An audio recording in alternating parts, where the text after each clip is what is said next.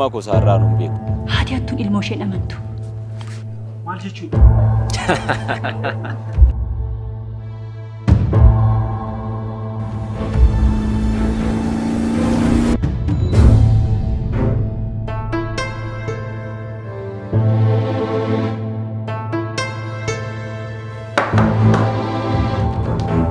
Saba isaa bilisummaa fida. Maal? Fedha kee hojii gala kisii deeme. Kuwwan biraati.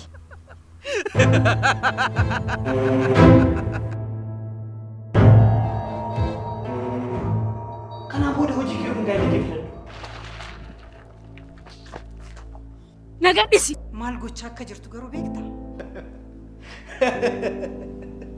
Eeggisi. Ati maalitti jirta? Maal gochaa gara koo deebitee dhufte?